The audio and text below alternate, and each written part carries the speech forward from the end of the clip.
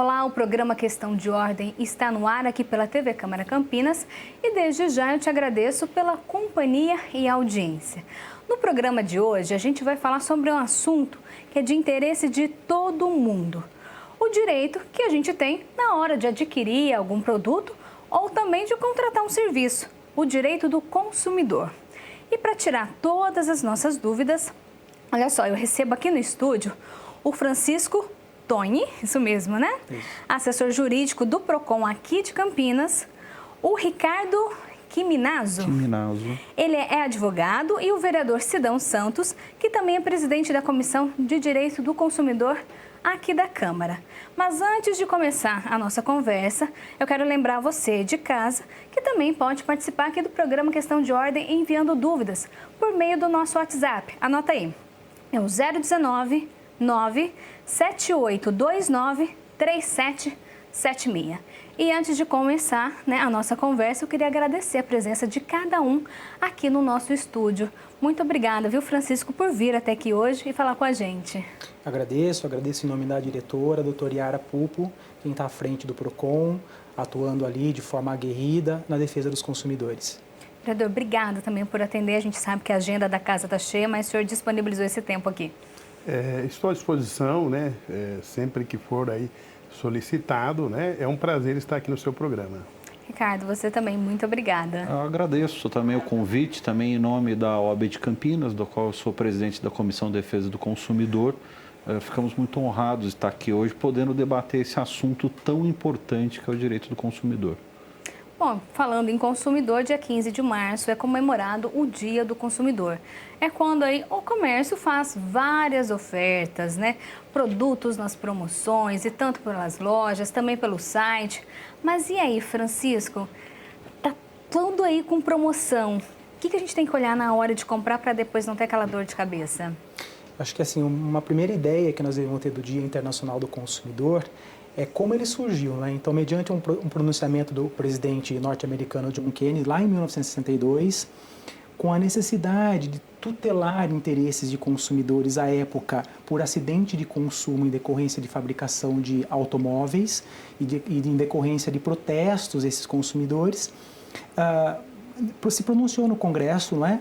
Dizendo que todo consumidor tem direito a ser ouvido, direito à segurança dos produtos, direito de escolha e o direito à informação.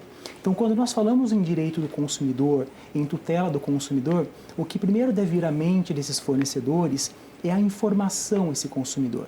A informação é a chave para que os negócios aconteçam de forma transparente, de forma a observar o princípio da boa-fé objetiva e de forma a educar esses consumidores em razão daquilo que estão comprando ou adquirindo. Então, quando em decorrência de datas emblemáticas como estas, né? Seja o Dia do Consumidor, seja o aniversário do Código de Defesa do Consumidor, seja o Black Friday, seja o Black November, né? Então, isso é importante, a informação e essas promoções devem ser de forma correta, de forma clara, esse consumidor, com vistas a fazer um bom negócio, um negócio que não acabe não maculando aí a vontade do consumidor. E, Ricardo, pelo que você percebe, essas promoções realmente valem a pena, mas é bom ter cuidado, não agir por impulso e sair comprando, porque realmente acho que está na promoção, mas quando você vai fazer as contas lá, não está tão mais barato assim? Pesquisa é uma chave muito importante do consumidor. Acho que o consumidor não pode, primeiro, como a palavra é o impulso, né? Ele deve conter o impulso dele, né? Ele deve pesquisar. Muitas promoções não são exatamente promoções, como você mencionou, pode ser que tenha alguma coisa mascarada, quer dizer, há a placa de promoção, mas você não confere isso efetivamente. Então, a primeira recomendação que a gente dá para o consumidor é controle seus impulsos, pesquise o preço e, principalmente, busque a informação que foi lembrado agora de pouco. Quer dizer, dentro da informação, quando a gente diz preço, forma de pagamento, então o consumidor tem que se acautelar muito bem na hora de fazer a compra para não fazer nada precipitado e depois até acabar se arrependendo ou fazendo um mau negócio. Essa é a primeira coisa que ele tem que fazer, é exercer o direito dele, né, conter o impulso e exercer o direito dele de ser bem informado. E, vereador, pelo que o senhor percebe aí na comissão, as reclamações que chegam até o senhor, a população ainda compra por impulso, tem esse hábito de pesquisar? O que o senhor percebe? Olha, eu vejo que a população, ela pesquisa, né, bem. Hoje nós temos, a maioria dos celulares hoje são smartphone, né, e pelo Google, né. Então eu vejo que o consumidor campineiro, ele está cada vez aí mais atento, né, que às vezes nem sempre aquele preço que está sendo oferecido ali, né, por aquele estabelecimento é o melhor preço da cidade, né. E, Francisco, quais são as principais reclamações, você lembra aí de cabeça, que chegam até no Procon? Então, quando se trata de uma promoção, seja por meio do e-commerce, né, do comércio eletrônico, ou até mesmo nas lojas físicas, primeiramente a questão da informação. Então, quando esse lojista ele vai fixar o preço ou uma promoção, ele deve informar o preço com desconto, o preço à vista para o consumidor, até para que o consumidor possa identificar qual que é o percentual aplicado, se realmente é um negócio vantajoso para o bolso do consumidor. Depois da informação, ainda em se tratando de oferta e publicidade, é a questão de cumprir com o que ofertou. Não é? Então, se eu anunciei um produto com 70% de desconto, não é? E isso representa uma economia de R$700, por exemplo, no bolso do consumidor, a empresa tem que cumprir essa oferta. É claro que, ressalvadas as questões que o próprio judiciário entende de erro grosseiro em razão dessa publicidade, mas a regra, de acordo com o artigo 30 do Código de Defesa do Consumidor, é ofertou, tem que cumprir. Então, em regra, esses consumidores buscam o Procon para exigir o cumprimento da oferta, para exigir que esse lojista entregue o celular que ele adquiriu naquele preço, naquelas condições. Ou, não raras às vezes, esse consumidor até recebe o produto, mas acaba recebendo um produto diferente, de cor diferente, de características diferentes. Então, esse consumidor busca o Procon para fazer cumprir, de acordo com as regras lá do artigo 35 do Código de Defesa do Consumidor, que a empresa entregue exatamente aquilo que ofertou e no preço que ofertou. E aí também a opção do consumidor é, se não houver a possibilidade da entrega, e sempre, repito, é a escolha do consumidor. Não é o lojista, não é a empresa quem escolhe se vai entregar ou vai cancelar a compra. A escolha é sempre do consumidor, pela entrega ou pela rescisão do contrato e a devolução do valor pago. E, vereador, quais as principais reclamações que chegam até a comissão? Olha, diversos tipos aí de reclamações, né? Desde do preço do combustível, a questão da internet que está funcionando mal, a um produto numa loja que o cidadão comprou e aí a loja não respeitou o prazo de troca e esse produto acabou dando algum problema, e aí chega lá, a loja não quer trocar, né? E todo tipo mesmo de reclamação, né? E o senhor é autor, né, de algumas leis, alguns projetos de lei que defendem o direito do consumidor, não é mesmo? Eu até separei algumas aqui para a gente poder conversar sobre esse assunto. A primeira delas é que fala sobre estacionamento em shopping center. Como que seria isso, vereador? Esse é um projeto de lei, né, que foi aprovado aqui na casa, o qual eu sou o autor, né, e tenho também junto comigo também está o nobre vereador presidente dessa casa, o vereador Marcos Bernadelli e o vereador Zé Carlos, né. Nós aprovamos esse projeto aqui na casa, né, o prefeito sancionou o que nós estamos querendo, né, como legisladores. É que o cidadão, no caso, ele vai até um shopping de nossa cidade e ele gastou lá, ele comprou acima aí de R$120 de produto, ou ele consumiu no shopping, que ele seja isento de pagar a tarifa de estacionamento, né? Então, a grande maioria dos clientes que frequentam os shoppings, no caso de nossa cidade, ele acaba sendo sobretaxado duas vezes, né? Então, ou seja, você está pagando para comprar. Tipo assim, para mim consumir, eu estou pagando para ir numa loja consumir, tenho que pagar o estacionamento, né? Então, através desse projeto de lei, que inclusive o prefeito municipal ele sancionou, né? E a Associação dos Supermercados do Estado de São Paulo entraram com uma ação, né, de inconstitucionalidade, né, e nós estamos aí, inclusive, eu com o meu assessor jurídico, junto com também o assessor jurídico também do presidente dessa casa, né? Estamos aí contrapondo, né? E vamos brigar aí até o Supremo Tribunal Federal, né? Porque, na nossa visão, a lei é uma lei legal, né? É uma lei hoje que defende o consumidor da nossa cidade, né? Ricardo, o código diz alguma coisa sobre o direito do consumidor em relação ao estacionamento? Especificamente não. O código tutela os direitos do consumidor genericamente, né?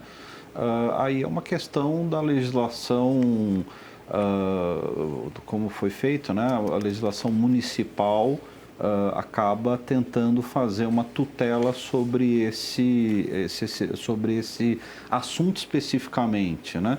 Então, mas aí realmente vai da discricionariedade do poder municipal de tentar ou não proteger o consumidor dentro de determinadas condições. Essa é uma delas. Esse acaba sendo um tema bastante delicado, né? Tem o lado dos lojistas, também tem o lado do consumidor. E de fato, ele é um tema bastante paradoxal, porque você tem o lado dos lojistas, tem o lado do consumidor. Você vê o argumento, um dos argumentos do shopping, por exemplo, e que gera, inclusive, responsabilidades para aqueles clientes que circulam. Vamos citar, por exemplo, não o direito do consumidor, mas uma colisão dentro do shopping e tal. Uma das coisas que gera a responsabilização do shopping, por exemplo, numa situação dessa, né, é justamente o fato do consumidor estar adquirindo, né, pagando o estacionamento. Então, isso tem uma série de outras influências, né, na legislação não consumerista que precisam ser analisadas também. Você tem o consumidor que às vezes prefere ir para o centro da cidade, ele não vai ter isenção no estacionamento de lá, porque não há um vínculo. Então, tem toda uma questão social que precisa ser analisada aí pelo poder público na execução da legislação. Que é isso que a comissão está fazendo também, né, vereador? Perfeitamente, né? Nós estamos fazendo a defesa, né, em prol dos consumidores campineiros, né? A grande maioria dos lojistas apoia a lei, né? Por quê? Porque o lojista no shopping, ele paga o aluguel ali, né? Então, tipo assim, ele paga o aluguel, ele está pagando aluguel e os seus clientes estão pagando uma taxa para estacionar, para estar indo comprar na loja onde ele paga o aluguel, né? Então, na nossa análise, né, quando nós apresentamos aí o projeto de lei, já temos cidades, né, no Brasil que a lei já é vigente, né? E o que nós estamos fazendo hoje realmente é uma briga, né? Porque a associação dos shoppings, ela é poderosa, né? O lobby dela é poderosa, ela é muito poderosa, né? Então, nós, como legisladores, aí estamos aí numa batalha mesmo, né? E um outro projeto de lei do senhor é esse aqui que fala sobre a obrigatoriedade das empresas credoras notificarem os consumidores inadimplentes por meio de cartas registradas antes da negativação. Perfeitamente. Hoje nós temos um problema sério, né? Talvez aí no próprio Código de Defesa do Consumidor, né? No Código Civil hoje, onde o consumidor ele não se estabelece, no caso, um regramento a partir de quando pode negativar o consumidor na sua conta de telefone, na sua conta de água, né, na conta de luz, né, ou se ele vai comprar em alguma loja, não se estabelece. A partir de 30 dias, ele inadimplente, pode negativar, mandar duas cartas simples, duas cartas registradas, né? Então, infelizmente, os legisladores, né, que criaram o Código de Defesa do Consumidor, né, há mais de 20 anos, né, ficou essa brecha. E existe aí algumas empresas, né, grandes empresas, que estão se aproveitando disso. Hoje, você negativar o nome do consumidor rapidamente, né, às vezes negativa até sem mandar uma carta, né? Por quê? Porque não existe critério, né? E o Serasa hoje, às vezes, até os telespectadores que estão aqui nos assistindo, é uma empresa que gera negócio, o Serasa. O Serasa era de uma empresa multinacional, né, na questão da negativação, então, tipo assim, também virou um negócio também negativar, né, porque aí você paga para negativar, aí o cidadão vai lá, vai pagar para ter que tirar o nome dele lá, né, às vezes em cartório, né, sempre está pagando uma taxa daqui e dali. Então, o que nós estamos querendo? Como legisladores, fazer um complemento na lei e dentro do município de Campinas, onde nós estamos querendo, no caso, que o cidadão, para ele ser negativado, a partir do 16º dia, né? E essas empresas terem que mandar duas cartas simples. Ó, chegou lá 2 cartas, estamos te cobrando, né? Você está devendo há tanto tempo, você vai pagar? Ah, não vai. Mas pelo menos para quê? Para que o consumidor tenha ciência que ele deve, né? Aí sim, aí a partir do 16º dia, aí a empresa poder tomar aí as medidas aí cabíveis, né? Mas nós não estamos aqui com a lei querendo defender o mal pagador, não é isso. Nós estamos querendo que o consumidor, que exista critérios, né, para você poder negativar. Hoje, negativa o nome do cidadão com uma rapidez que quando você vai lá ver, o seu nome está negativado. E o que nós, como legisladores, analisamos hoje? O nome é o que é de mais importante que o ser humano tem. Hoje nós temos um cidadão de idade, o cidadão às vezes ele já está desempregado e negativou o nome dele rapidamente, aí ele vai ter dificuldade, inclusive, até de arrumar emprego. Outras pessoas ficam depressivas, né? E ficam até doentes, né? O que nós estamos querendo é criar um regramento que não existe hoje na legislação. E, Francisco, essa é outra questão que o PROCON enfrenta bastante? Sim, até porque entra naquilo que eu disse lá no início, né? Na questão da informação. Então, o consumidor não pode ser surpreendido com situações, até porque essa legislação ela acaba por complementar o artigo 43 do Código de Defesa do Consumidor, de que trata desse banco de dados, né? Dessa situação em que os credores devem transmitir a informação e o que se questiona muito hoje em dia é se essa informação chegou até o consumidor, né? Se essa notificação, quando da negativação do nome do consumidor no serviço de proteção ao crédito, ela chegou de forma inequívoca, então tem um aviso de recebimento, a situação, o consumidor teve um conhecimento prévio, então o artigo 43 que trata desse banco de dados acaba também por tutelar esse consumidor. O vereador tocou num ponto totalmente sensível à nossa sociedade, que é a questão do superendividamento. Então, hoje, quando nós pensamos em pessoas endividadas, né, que esses credores, até pela busca incessante por esse recebimento, acabam por não analisar a situação de fato que esse consumidor enfrenta.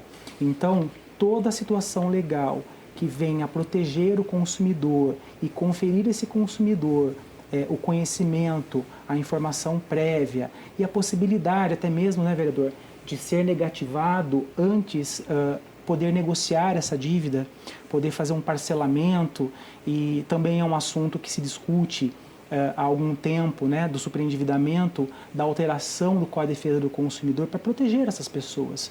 Proteger essas pessoas que acabam passando por uma situação momentânea, não é aquele devedor contumaz, que a maioria das pessoas querem pagar as suas dívidas. O PROCON hoje tem lá uma plataforma de renegociação de dívidas, que esse consumidor consegue fazer propostas para o credor, propostas de parcelamento, proposta em desconto de juros. É mais uma ferramenta que o município, né, que por meio do PROCON, implantou ao cidadão de forma a tutelar essas pessoas. Essas pessoas precisam ser cuidadas, elas precisam ser ouvidas, e se de fato se constatar que realmente devem, que possam então avaliar essa situação momentânea, que possam ser informados se forem negativados, que possam negociar e ter dignidade até para pagar e poder priorizar aquelas dívidas que entendam mais importantes.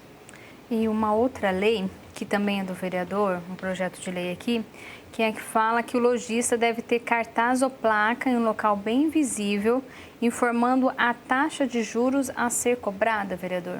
Não, perfeitamente.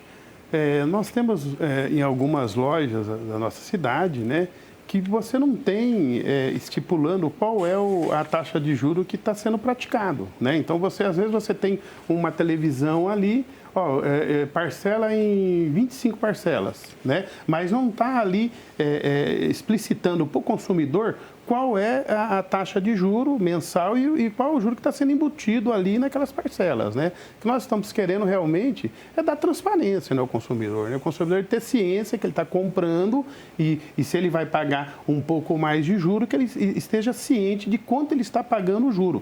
Porque o que está acontecendo hoje em algumas lojas da nossa cidade? Não está mais vendendo televisão, está vendendo dinheiro. Está vendendo um financiamento. A televisão ela é supérflua, né? Então, às vezes, coloca ali um juro exorbitante, um juro muito acima da média, né? E embute ali, coloca um carnê, dilui as parcelas em 25 parcelas, né? E o cidadão, ele acabou levando uma televisão para casa e pagou 3 televisão, né? Ricardo, esse é outro problema. A taxa de juros, normalmente, ela é abusiva ou não? Que a gente vê está dentro da normalidade, é o consumidor que tem que acabar fazendo as contas? A taxa de juros, aqui nós temos algumas questões bastante interessantes para serem abordadas. Em primeiro lugar, realmente o consumidor, aliás, essa pergunta passa por um pouco de tudo que nós falamos aqui nesse momento. Primeiro porque, realmente, como o vereador disse, e muito bem lembrou o Francisco a respeito do Código de Defesa do Consumidor, a importância da informação, você tem uma informação, saber a taxa de juros é uma questão importantíssima, está dentro do direito do consumidor de informação, então, nesse ponto, assim, não há dúvidas que a informação com relação à taxa de juros é importante. Mas isso traz alguns problemas, na sua pergunta, alguns problemas de enfrentamento de algumas situações. A primeira é exatamente a questão da economia doméstica. O consumidor ele precisa ter instrumentos para ter conhecimento para avaliar se aquela taxa é alta ou não. Porque não basta só ele ter informação, ele precisa saber processar, analisar essa informação. Então, aí entram as campanhas educativas do PROCON com relação à economia pessoal, economia doméstica. E eu acho, até aqui uma sugestão para o vereador, que é uma coisa que precisa ser pensada em termos de educação mesmo, talvez para as escolas, para as pessoas quando chegarem numa determinada idade, terem o conhecimento para não se superendividar, para ter o discernimento se aquela taxa de juros é maior ou se não é. Então, essa lei realmente ela tem todo o cabimento, né? E traz, além de ter todo o cabimento, ela traz toda uma outra discussão que é justamente essa informação e a formação do consumidor. Então, realmente é importante a gente também ter isso em foco. Agora, isso é uma opinião muito particular minha.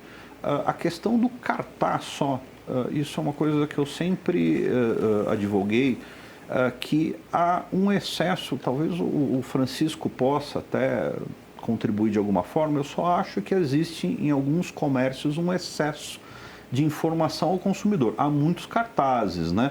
Eu me lembro que, numa determinada oportunidade, eu via os bancos se referindo àquilo lá como moral do consumidor, porque ficavam muitos cartazes e, às vezes, mais uma vez, o excesso de informação não contribui para o consumidor. Então, isso é uma discussão a ser proposta. Como levar as informações para o consumidor com mais clareza, né? E fazer com que ele aproveite melhor essas informações. Mas da informação, né? Do ponto de vista do direito do consumidor, é importantíssima a informação. É bom estar bem visível e de forma limpa, né? Que a pessoa bata o olho e entenda, Francisco.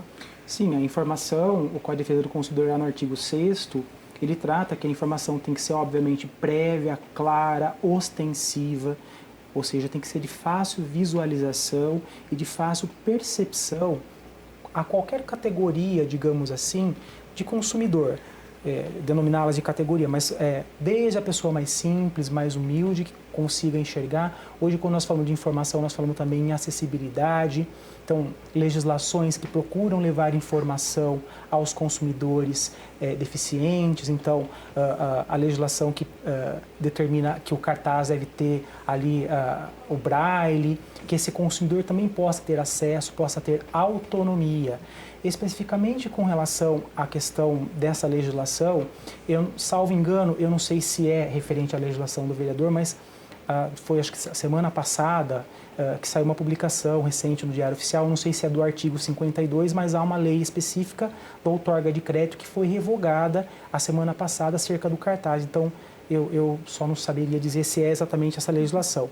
Mas toda a situação que traga informação prévia para o consumidor é sempre muito válida, é importante. É óbvio que também nós dizemos que o excesso de informação acaba gerando a desinformação, porque acaba por o consumidor ter que assimilar situações e ter que raciocinar tudo aquilo. Mas quando nós falamos de informação, então toda informação é sempre muito bem-vinda e todo negócio a ser formalizado numa relação de consumo tem que ser feito com base na informação, até para que não haja um vício de vontade que nós falamos. Então, informações que, se previamente sabidas fossem pelo consumidor, ele teria opção de escolher ou não contratar. Então, se eu tenho uma informação de um determinado produto, de um determinado serviço, e que se eu soubesse antes, eu contrataria, eu fecharia o negócio. Então, quando nós falamos da informação, eu volto a trazer aquele princípio básico também do direito civil, o princípio da boa-fé. A boa-fé, ela é sinalagmática, ela deve acontecer por ambas as partes. Então, da mesma forma que o consumidor está de boa-fé adquirindo um produto ou serviço, o fornecedor também deve ter a boa-fé e informar situações que acabam limitando os direitos do consumidor. A gente ainda vai continuar falando sobre esse assunto, mas vou pedir uma licencinha para dar uma pausa aqui no Questão de Ordem. A gente vai para um breve intervalo. Lembrando que você de casa também pode participar enviando aí as suas dúvidas por meio do nosso WhatsApp. 019 é o 978293776. Não saia daí, a gente volta já já.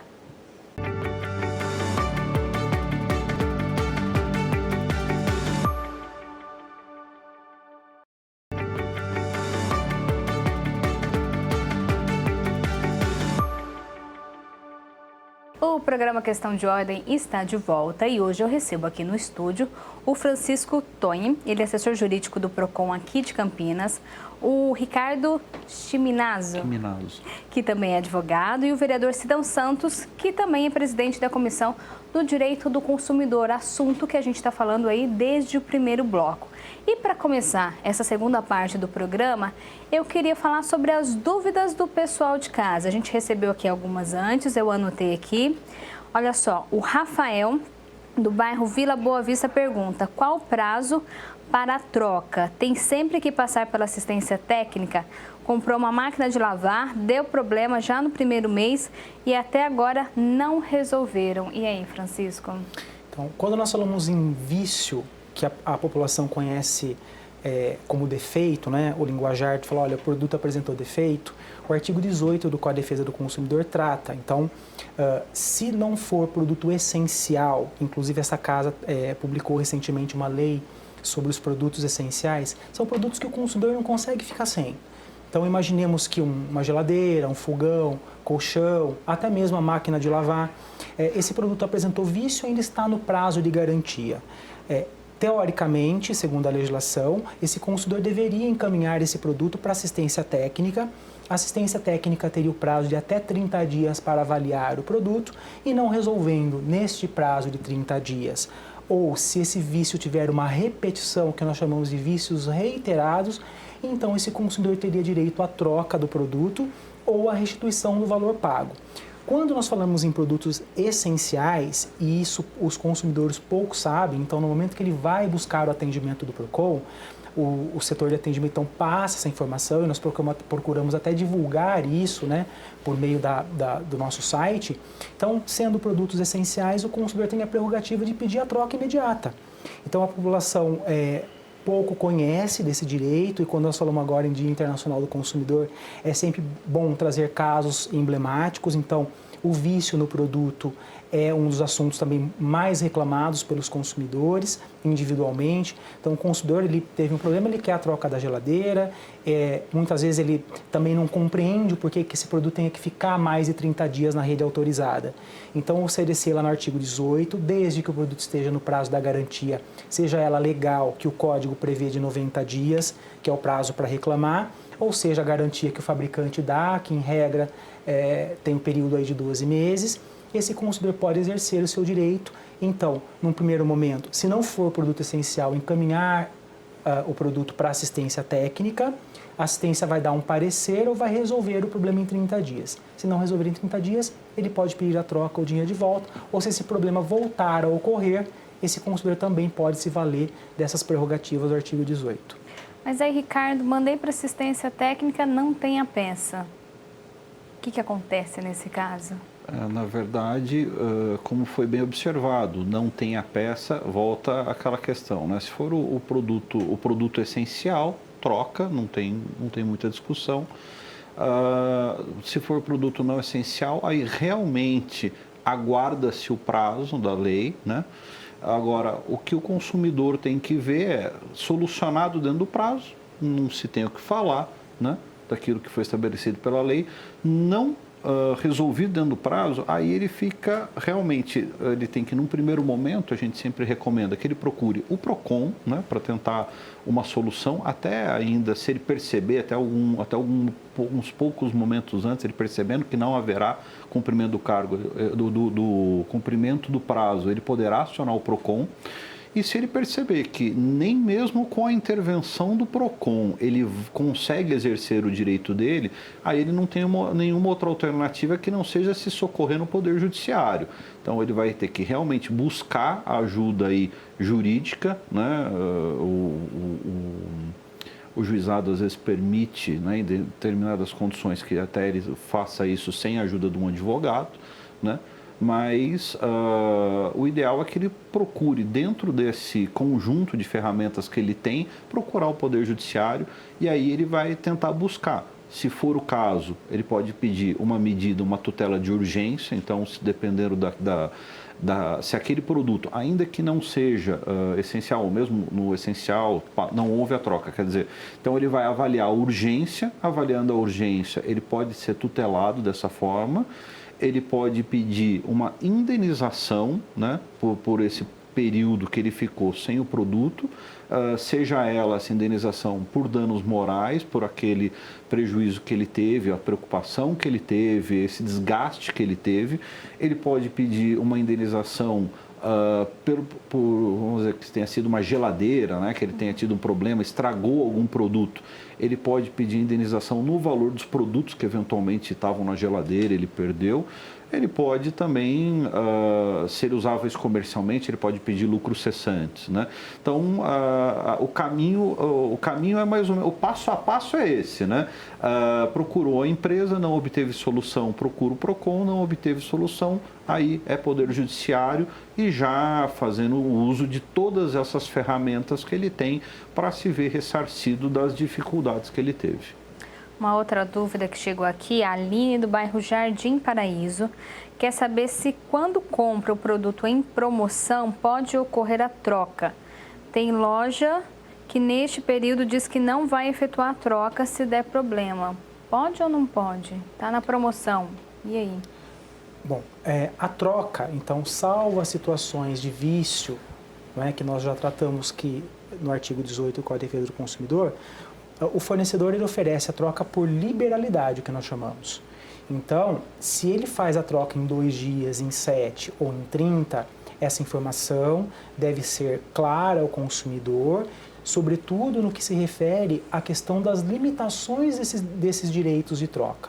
Então, se de fato troca, qual que é o prazo. Então, que fique claro para os consumidores que a troca dos produtos somente nos casos previstos no artigo 18, que é vício, então apresentou um problema, Agora, se pura e simplesmente a loja, como um diferencial, oferece a troca por liberalidade, e é muito comum que as pessoas, quando vão até uma loja ou até mesmo num site, como um diferencial acaba falando, não, eu vou contemplar esse lojista porque ele faz a troca.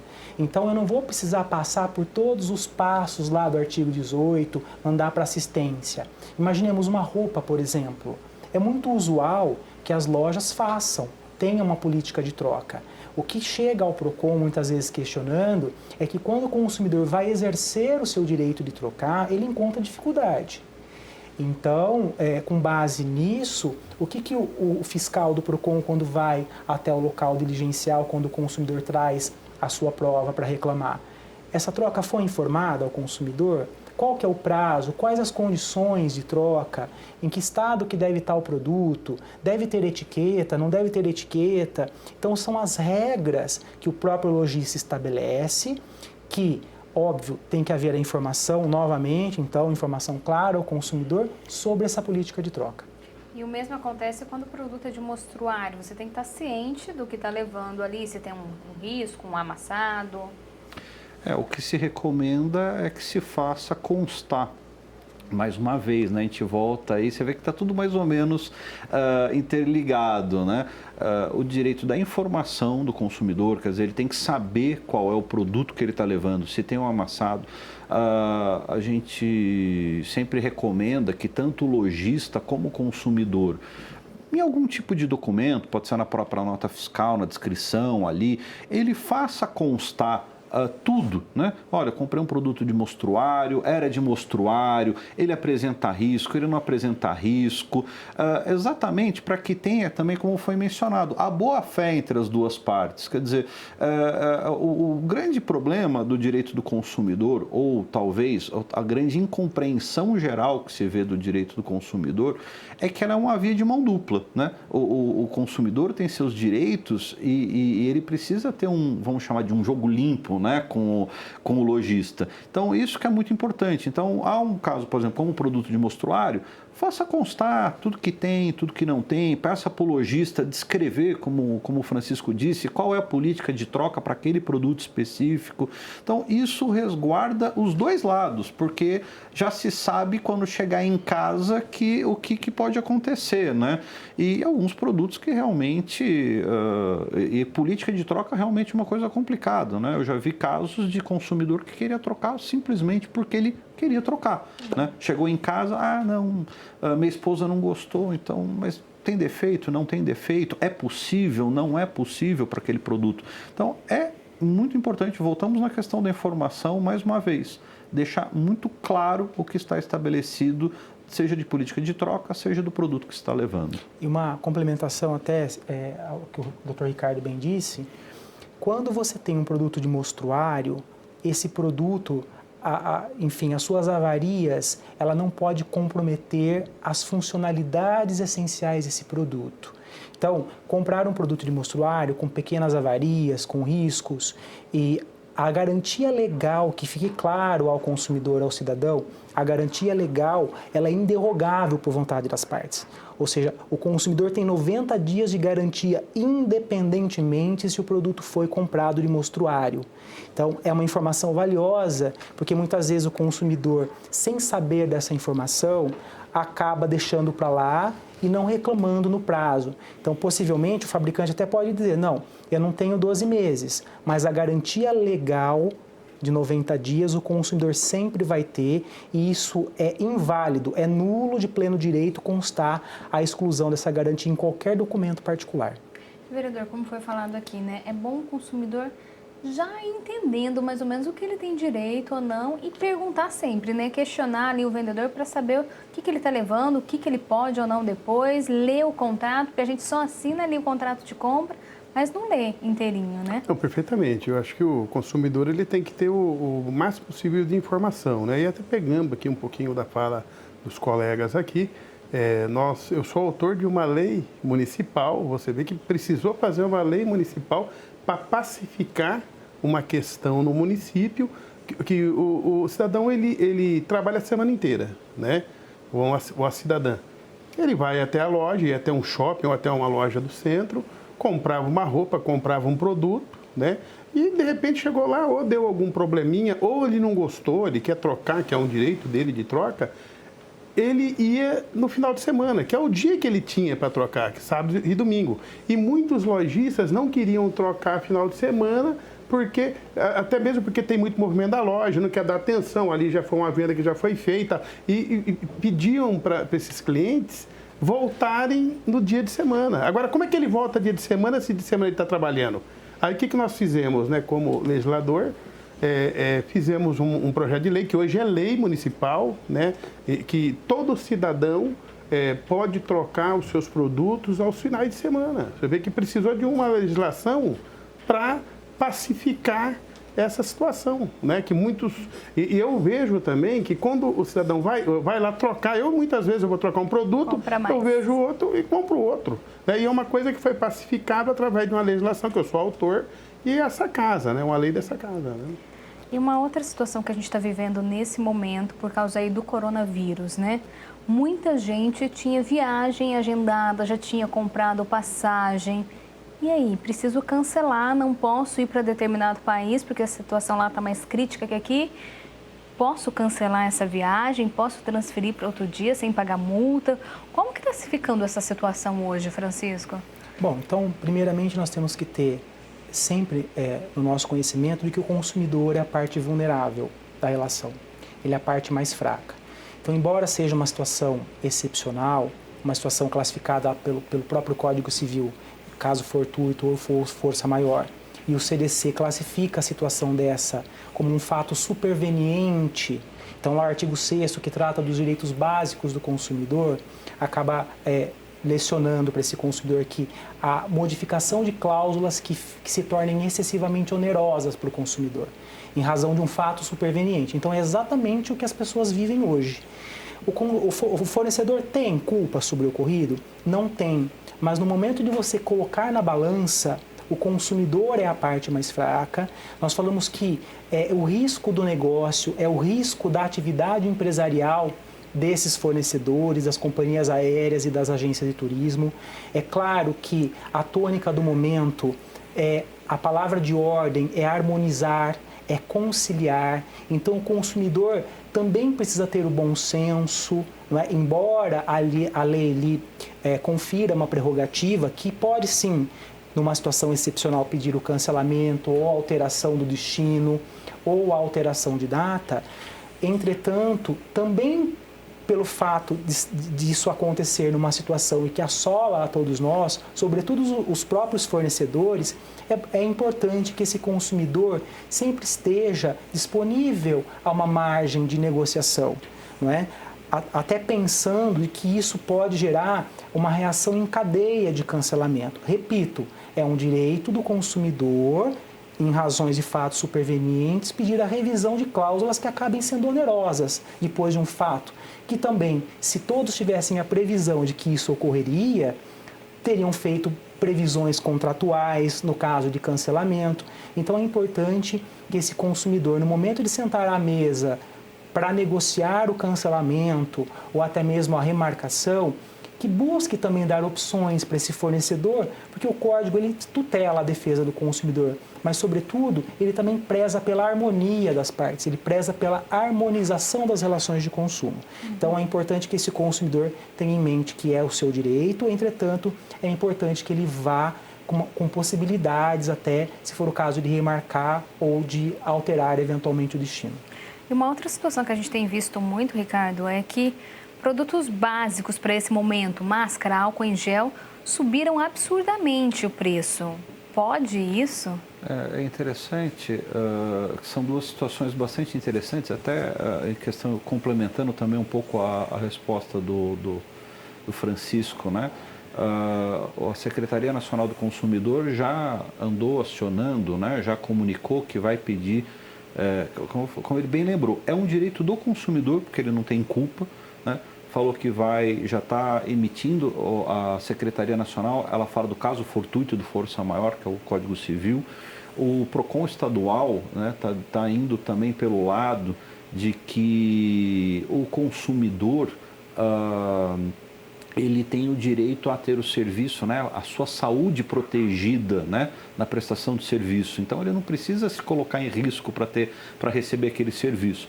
Então, o que se vê é que, seja por um argumento ou seja por outro, o consumidor precisa ser protegido nesse momento.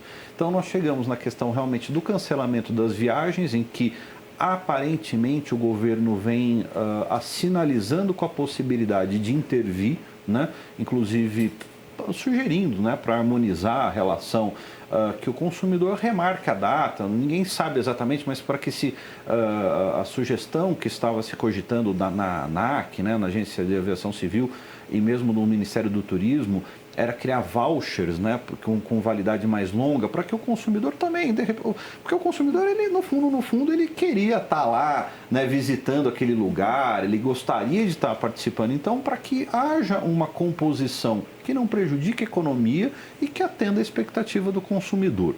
No caso das máscaras, do álcool em gel, né, a gente vê aí que estão tendo fiscalizações que realmente são necessárias. É necessária a intervenção realmente dos órgãos de proteção do consumidor para que o preço desse serviço, desses produtos específicos não dispare.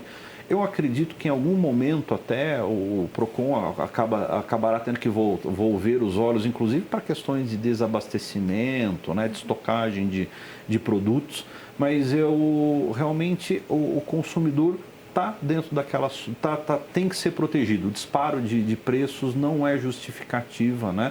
A maior busca, a maior procura não é justificativa. O consumidor tem que ser protegido nas suas garantias e ter o produto que vai lhe ajudar na saúde por um preço razoável, né? Um preço razoável e contido, né? Talvez, então, realmente observar com cautela a necessidade de se observar o mercado, mas não se pode permitir excessos. Entendi. E qualquer dúvida, o PROCON está sempre disponível, né? Dúvida, alguma reclamação, só procurar o PROCON aqui de Campinas. Sim, então o PROCON de Campinas tem hoje 7 postos de atendimento preferencial. Aliás, é o momento de nós recomendarmos à população que tem acesso à internet, que nessa situação busque o PROCON digital pela internet ou por meio do aplicativo, até em razão da própria proteção e da recomendação dos órgãos de saúde.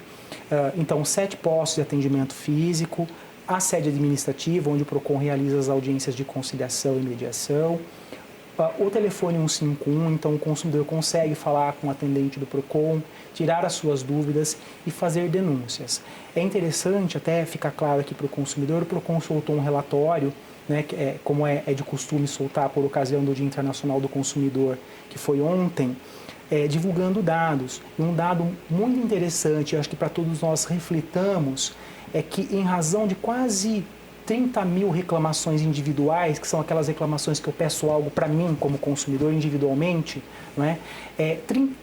308 denúncias, o que mostra uma discrepância muito grande entre o consumidor que vai até um estabelecimento para denunciar algo para a coletividade.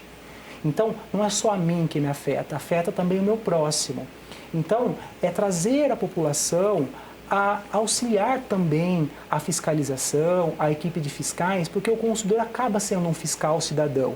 Então, foi até um determinado estabelecimento, viu um preço abusivo, viu uma irregularidade, denuncie no telefone 151 ou nos canais de atendimento que os fiscais vão diligenciar no local e, se for o caso, aí, mediante o devido processo legal, se o caso, aplicar as sanções previstas no Código de Defesa do Consumidor. Francisco, infelizmente o nosso tempo é muito curto, passou muito rápido essa nossa conversa, por isso eu já queria deixar o convite de vocês voltarem aqui no estúdio da TV Câmara para a gente continuar esse bate-papo e agradecer a presença de cada um de vocês aqui. Muito obrigada por tirar essas dúvidas. Nós agradecemos, o PROCON está à disposição da população, sobretudo nessa fase, nesse momento em que nós vivemos, se for o caso, para registrar as reclamações dos consumidores. Quero agradecer aqui a presença, né, do Dr. Francisco, representando o PROCON de Campinas, né? Quero agradecer também aqui o Dr. Ricardo Quiminazo, representando a OAB Campinas. E é um prazer estar aqui no teu programa mais uma vez. Okay?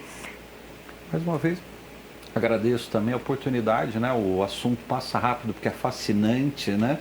E é sempre muito bom estar colaborando e tirando as dúvidas da população de Campinas aqui.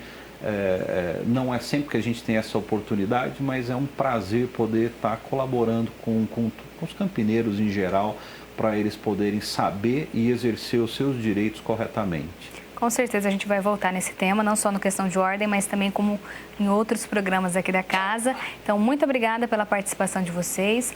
A você de casa também, muito obrigada pela companhia e audiência. A gente se vê no próximo Questão de Ordem. Tchau!